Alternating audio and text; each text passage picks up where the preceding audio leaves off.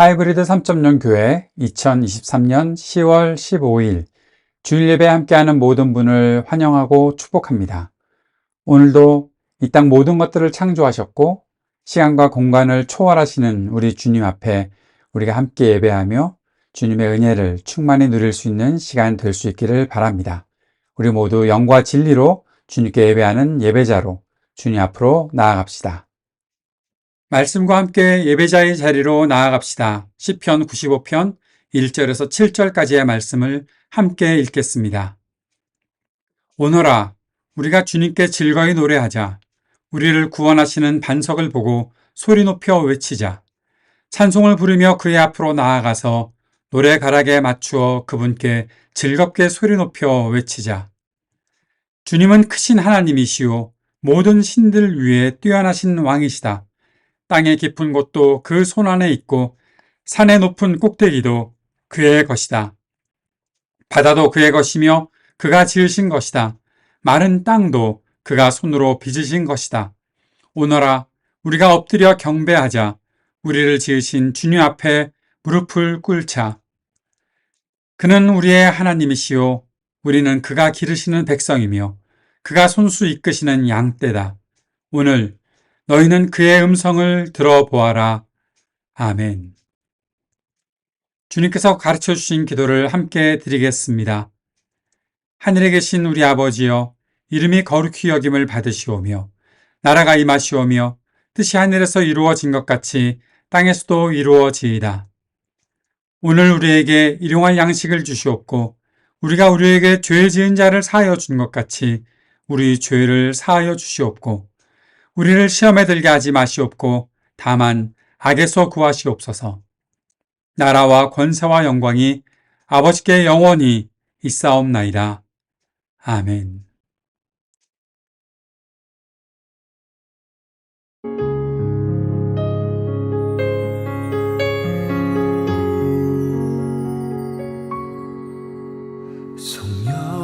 성령이여 우리를 예수께로 예수여 우리를 아버지께로 아버지 우리를 예수께로 예수여 우리를 성령께로 성령이여 우리를 예수께로 예수여 우리를 아버지께로 아버지 우리를 예수께로 예수여 우리를 성령께로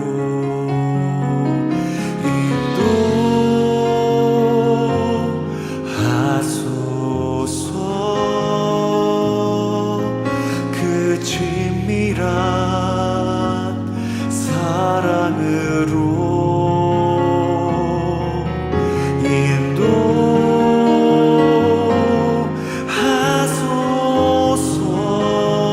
인도하소서.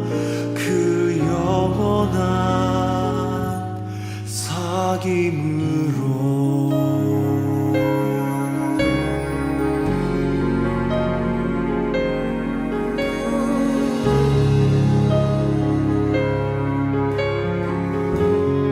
우리 함께 같이 고백하겠습니다. 성령이여 성령이여 우리를 예수께로 예수여 우리를 아버지께로 아버지 우리를 예수께로 예수여 우리를 성령께로 성령이여 성령이여 우리를 예수께로 예수여 우리를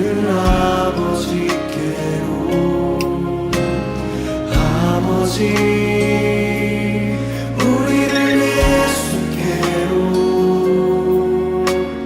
예수여 우리를 한 번 더 고백하겠습니다. 성령이여 성령이여 우리를 예수께로 예수여 예수여 아버지 늘 아버지께로 아버지 아버지 오 예수 우리를 예수께로 예수여 예수여 우리를 주님 우리를 인도하여 주십시오.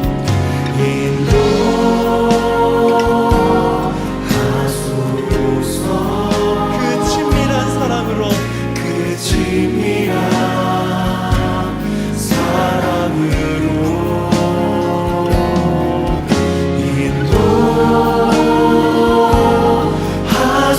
인도하소서 그 영원한 주님 우리를 인도하여 주십시오. 그 친밀한 사랑으로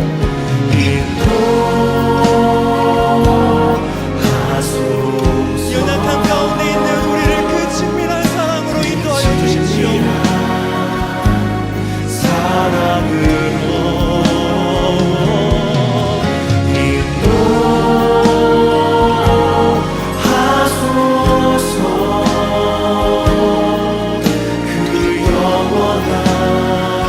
한 번 더 고백하겠습니다. 인도하여 주십시오.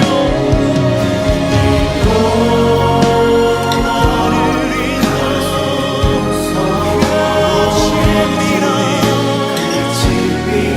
영혼의 사기 그 성령의 사기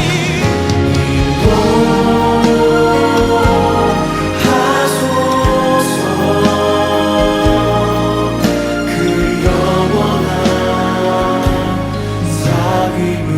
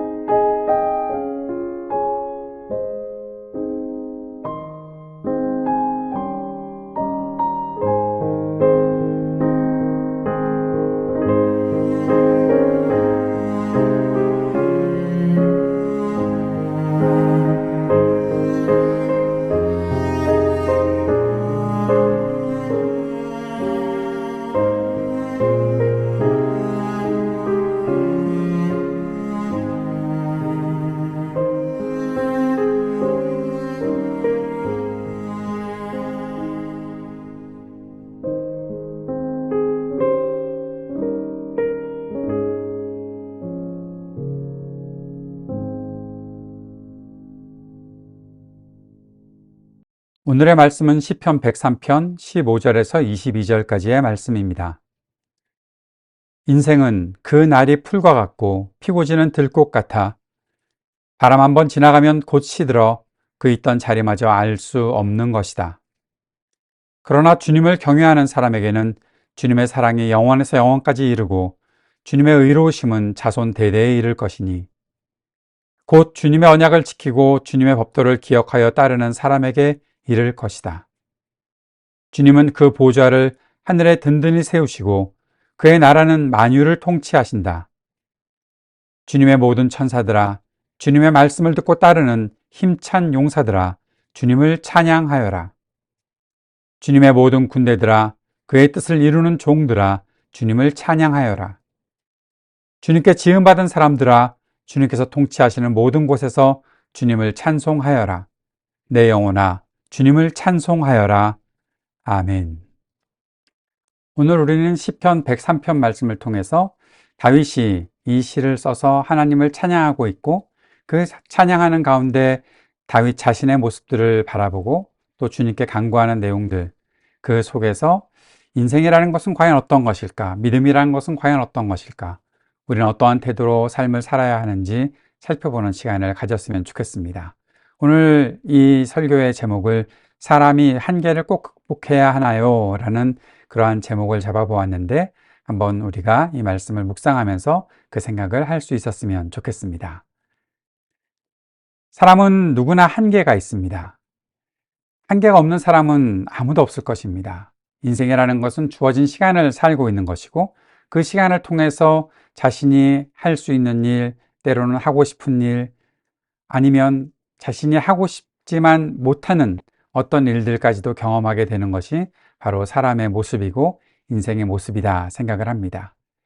다윗이 이 시를 썼는데 다윗은 그 사실을 너무나 잘 알고 있었던 사람이지요. 다윗은 자신의 한계를 너무나 잘 알고 있었기 때문에 하나님의 은혜를 구했고 하나님의 은혜를 받으며 살 수 있었습니다.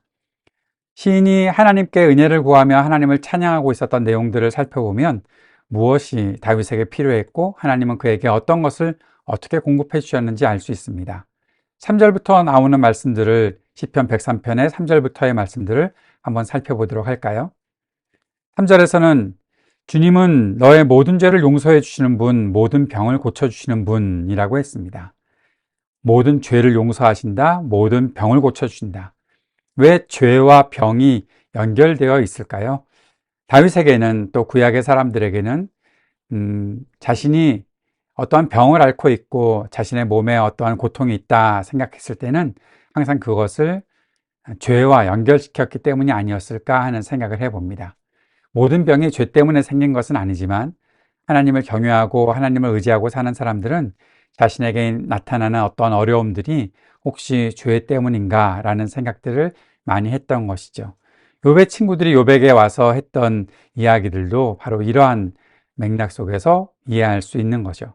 그러나 다윗은 지금 이 모든 병을 고쳐주시고 나를 모든 죄에서 용서해 주시는 분이 바로 나의 하나님이시고 나는 그 은혜를 받고 살고 있다.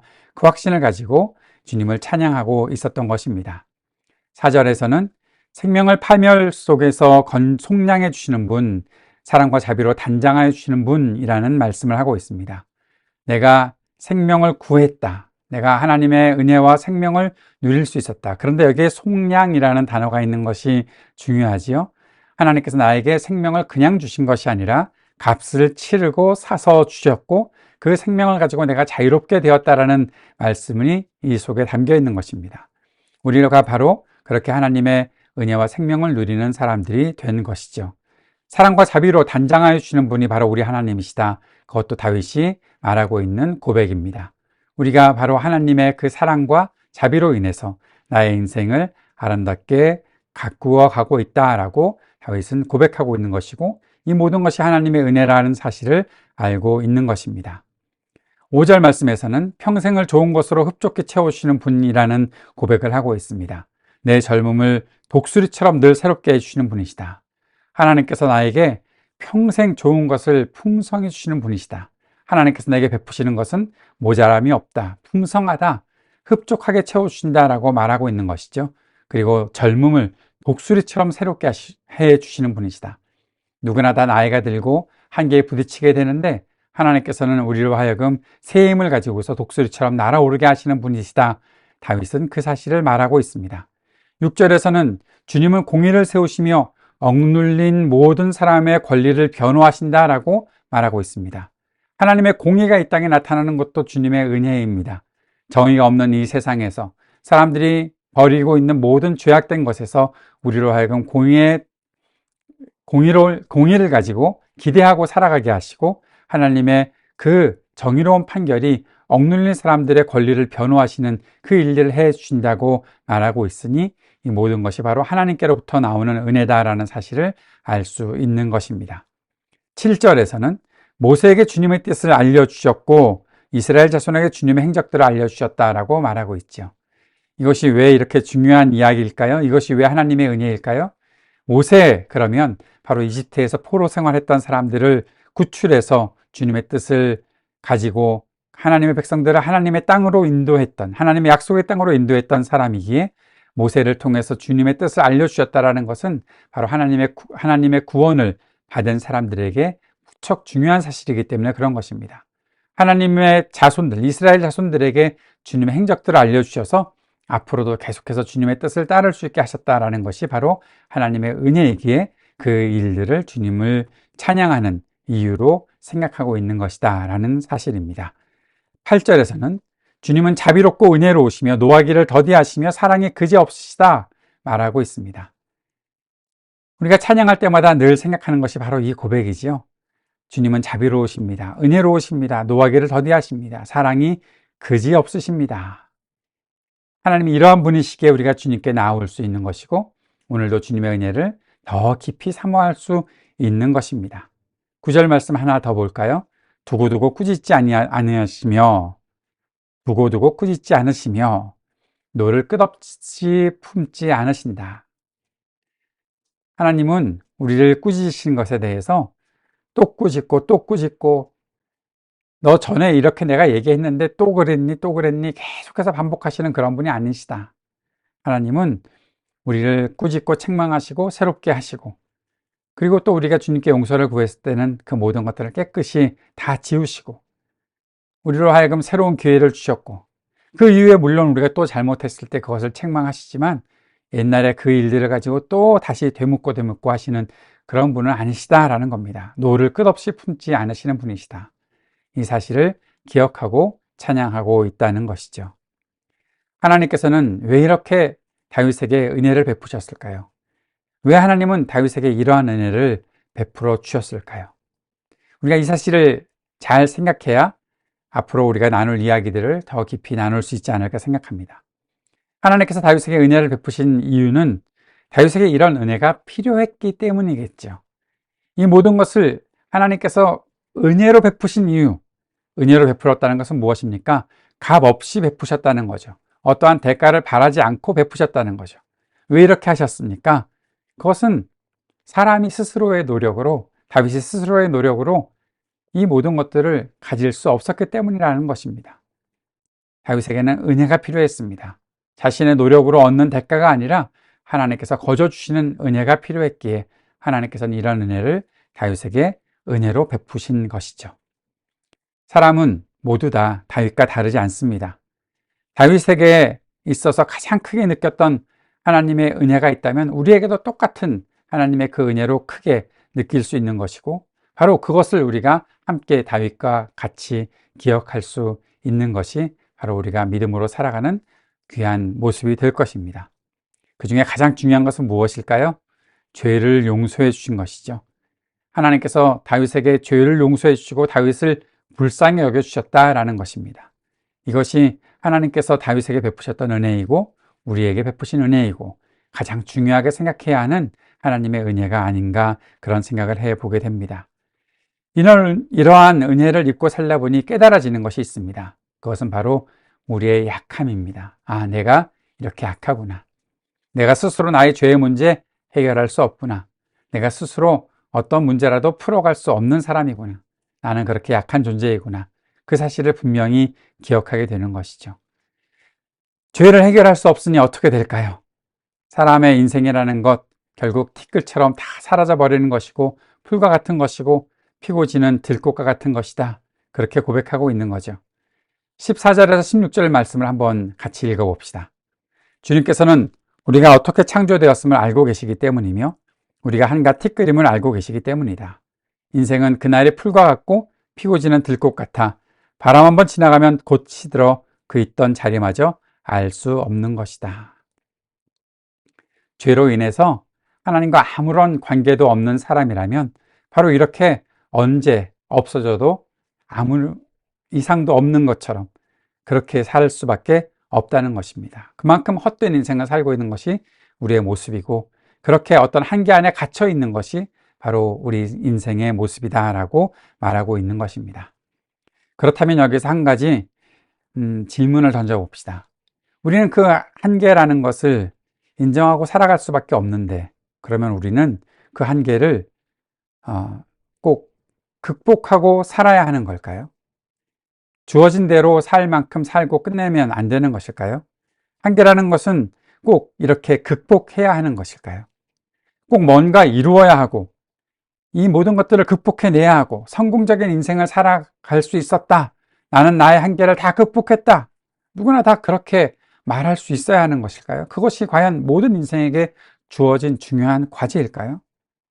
아니 그냥 주어진 만큼 살고 다른 욕심 부리지 않고 이렇게 그냥 살면 되는 것이지 왜 자꾸 그런 질문을 하면서 누군가에게 본보기가 될 만한 그런 인생을 사는 것이 그렇게 중요한 일일까요?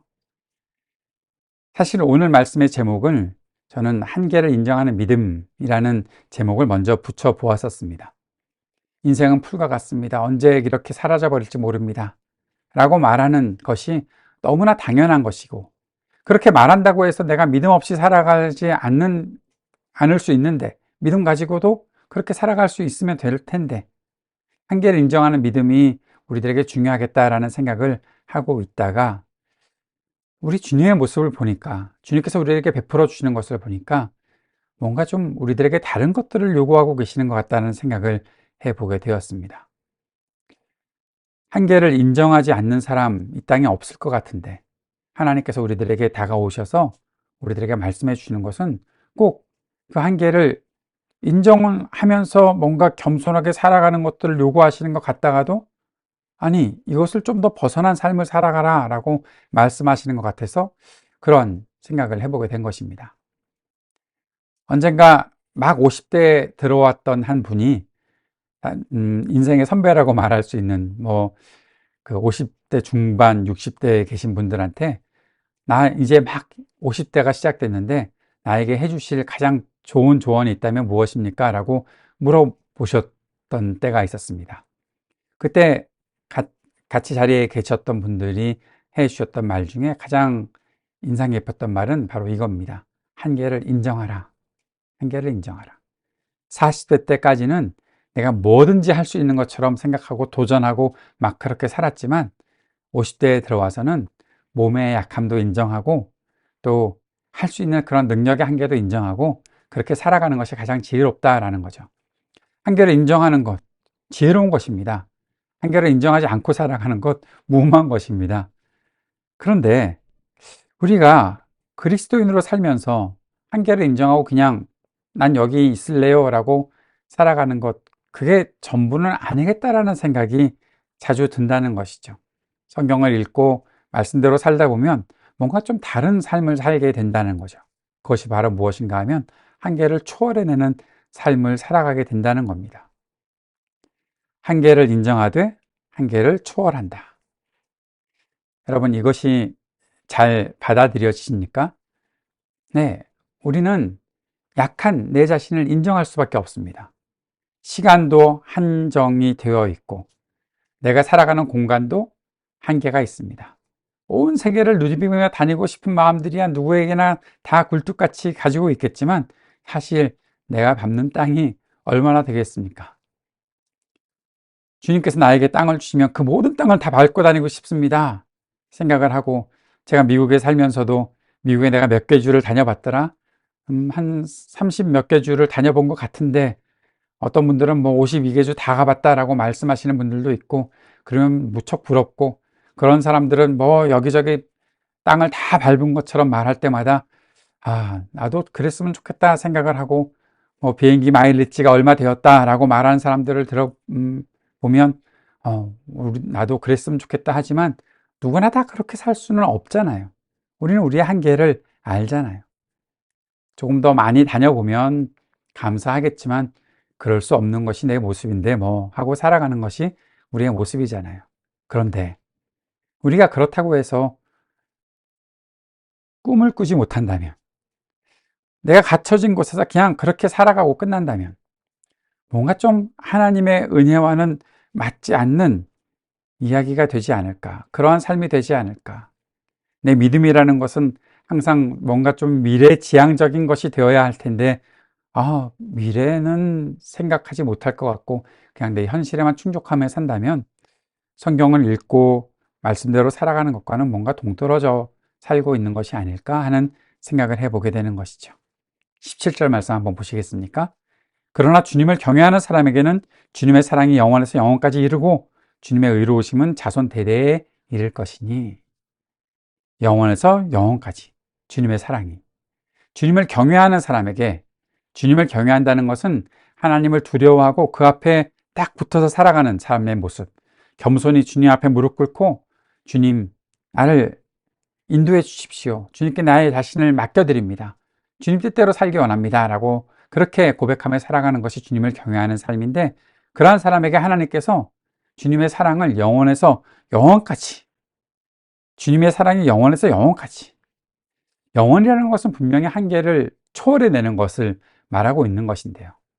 주님이 영원하신 분이시니까, 주님이 영원하다는 것이니까 주님께는 한계가 없다는 것을 말하고 있는 것인데, 우리를 향하신 하나님의 사랑이 한계가 없이 초월한 모든 것들을 말씀해 주고 있다는 것인데, 우리가 바로 주님을 향해서 그 믿음을 가지고 반응해야 될 텐데, 나는 한계를 인정할 수밖에 없는데 나보고 한계를 초월하는 말씀입니까? 라는 그런 고백을 할 수밖에 없는 것이죠. 우리가 주님을 따라 산다는 것은 한계를 초월하시는 주님을 향한 믿음으로 사는 것을 말하고 있는 것입니다. 이렇게 살아가는 것은 우리의 욕구를 무한히 충족하겠다는 것과는 완전히 다른 것입니다. 한계를 초월한다는 것은 내 욕구가 있는데 이것을 무작정 내가 원하는 만큼 또 영원히 그렇게 다 이루어내겠다라고 생각하는 그런 욕망과는 완전히 다른 것입니다. 이것은 무엇인가 하면, 내가 한계를 인정하지만 한계를 초월하며 살 수 있는, 그렇게 살아야 하는 분명한 이유와 목적이 있겠지요? 라고 주님께 물으며 주님과 동행하는 것을 말하는 것입니다. 그 이유가 무엇입니까? 그것은 내가 하나님의 사랑을 받는 사람으로서 한계를 인정하고, 한계를 인정함으로써 하나님의 사랑을 받아 누리고, 그 다음에 하나님의 사랑을 받은 것을 내가 알기에 이 사랑을 타인들에게, 다른 사람들에게 충분히 나누어 줄 수 있을 만큼 그 한계를 초월하는 하나님의 사랑을 그대로 사람들에게 전해주는 것을 말하는 것입니다. 언젠가 제가 이런 말씀을 드렸던 적이 있습니다. 우리가 자유를 왜 얻었는가? 왜 우리가 자유로운 사람들인가? 그것은 그 자유가 내가 원하는 것을 마음대로 하라는 자유가 아니라, 내가 사랑해야 될 대상을 충분히 내가 갖고 있는 만큼만 사랑하고 끝내지 말고, 하나님께서 내게 주신 큰 사랑을 그에게 다 쏟아줄 수 있는 그런 자유를 우리가 누리기 위해 우리가 자유로워야 한다. 힘을 다해 사랑할 수 있는 자유가 우리에게 있다라고 말씀드렸었는데, 똑같은 맥락입니다. 우리가 한계를 초월하는 것은 바로 다른 사람들을 사랑하기 위해서입니다.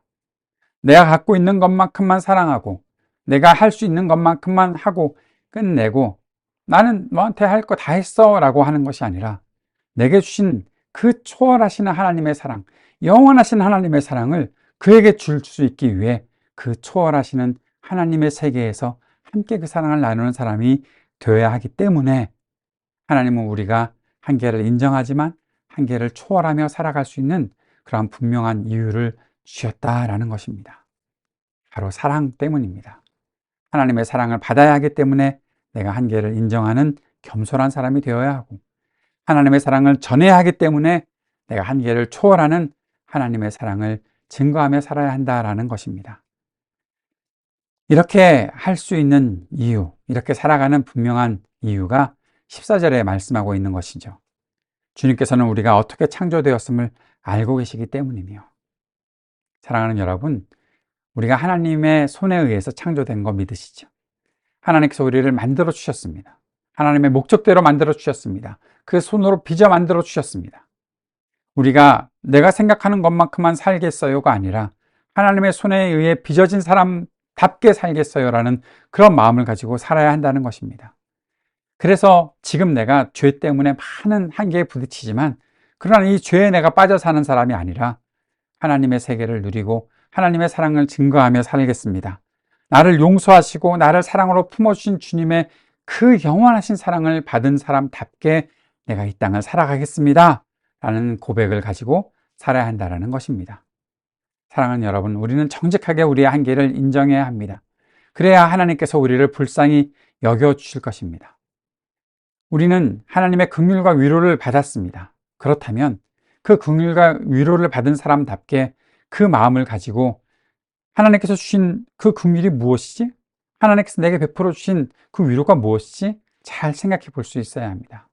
이것은 단지 우리 자신들을 야, 너 참 불쌍하다 하고 말 한마디 던져놓고 지나가신 그런 것이 아니라, 내가 참 불쌍하기에, 내가 참 연약하기에 나에게 다가오셔서 모든 것들을 공급해 주시고 다시 일어서서, 아까 우리가 말씀에서 보았던 것처럼 젊은 이가 독수리처럼 날아 올라가는 그러한 힘을 나에게 주셔서 너 이제 이 나의 세계를 훨훨 날아 올라야 한다. 더 다른 박질할 수 있어야 한다. 그렇게 말씀하시는 우리 주님의 그 사랑을 받은 사람답게 새 힘을 얻고 날아오르게 하는 그러한 긍휼과 위로를 얻었다는 사실을 우리가 꼭 기억하고 바로 이 하나님의 뜻을 이루는 삶을 살아야 한다는 것입니다. 22절 말씀을 보십시오. 주님께 지음받은 사람들아, 주님께서 통치하시는 모든 곳에서 주님을 찬송하여라. 내 영혼아 주님을 찬송하여라. 사랑하는 여러분, 저나 여러분이나 우리 모두가 한계를 인정할 수밖에 없는 약한 인간이지만, 그러나 우리를 사랑하시는 분은 모든 한계를 초월하시는 우리 하나님이심을 우리가 잊지 말아야 할 것입니다. 내가 찬양하는 분이 바로 그런 분이시라면 우리가 나를 지으신 분이 나의 하나님이시니 내가 하나님께서 나에게 주신 그 약속 붙잡고 그 말씀 붙잡고 우리가 주님을 믿고 따라가며, 하나님께서 나에게 너 그 안에 갇혀있지 말고 나와서 나를 예배하는 사람답게 훨훨 날아올라야 하지 않겠니? 더 달려가야 하지 않겠니? 라고 말씀하실 때, 알겠습니다. 나는 아무것도 할 수 없는 사람이지만 주님께서 나를 인도해 주시고 주님과 동행하는 그 세계를 향해 내가 더 뛰어나가겠습니다 라는 그런 믿음의 고백 할 수 있는 우리 모두가 될 수 있기를 바랍니다. 우리가 이렇게 큰 복을 누리고 있는 사람임을 잊지 말고 이 한 주간도 주님의 도우심을 받고 힘차게 살아갈 수 있는 우리 모두가 될 수 있기를 바랍니다. 기도하겠습니다. 거룩하신 아버지 하나님, 오늘 우리가 참 약한 존재이지만 그러나 우리를 힘있게 하시는 분이 영원하신 하나님이시라는 사실을 깨닫고 모든 한계를 초월하며 살아갈 수 있는 우리 모두가 되도록 인도해 주옵소서. 예수님 이름으로 기도드립니다. 아멘.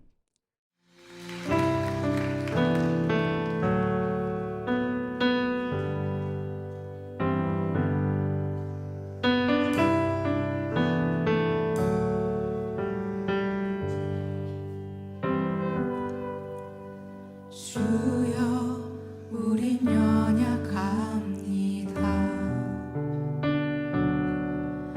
우린 오늘을 힘겨워합니다.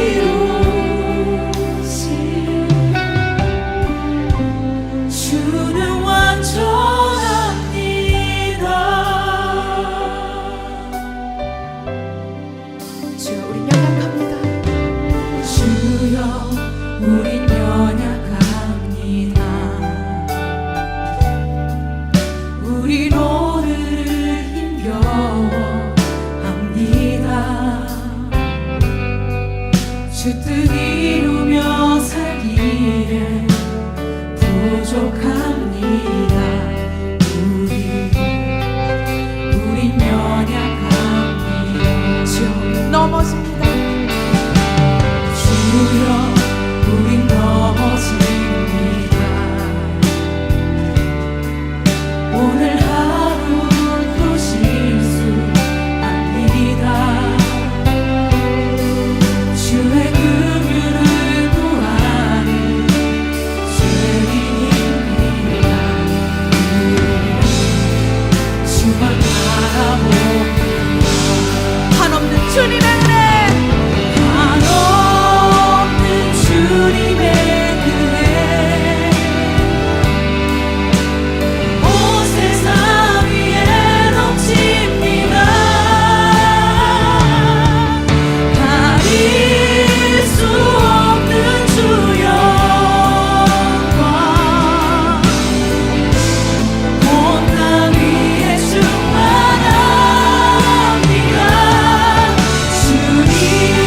주님만이 기오니 우리 그 길 따라갑니다. 그날에 우리로 오신 주는 두 손으로 고백하겠습니다. 한없는 주님의 은혜, 온 세상 위에 넘칩니다. 가릴 수 없는 주 영광, 온 땅 위에 충만합니다. 주님만이 기오니 우리 그 길 따라갑니다.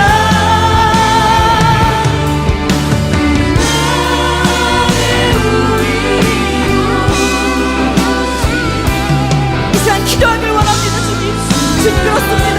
나의 연약함을 넘어 나의 실수를 넘어서 일하시는 주님, 오늘도 이 시간도 그저 주님만을 따라가겠다라고 이 시간 기도하며 나아갑시다.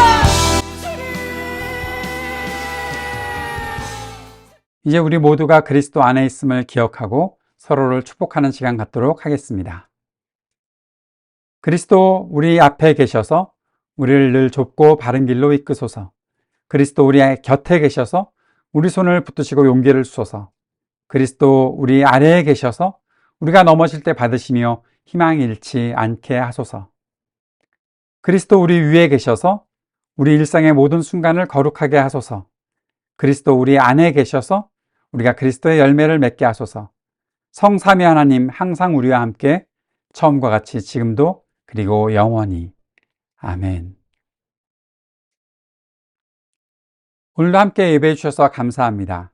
여러분의 모든 삶 속에 여러분과 동행하시고 늘 힘주시고 위로하시고 불쌍히 여기시고 복을 베푸시는 우리 주님의 귀한 사랑이 충만히 넘치는 한 주간의 삶이 될 수 있기를 바랍니다.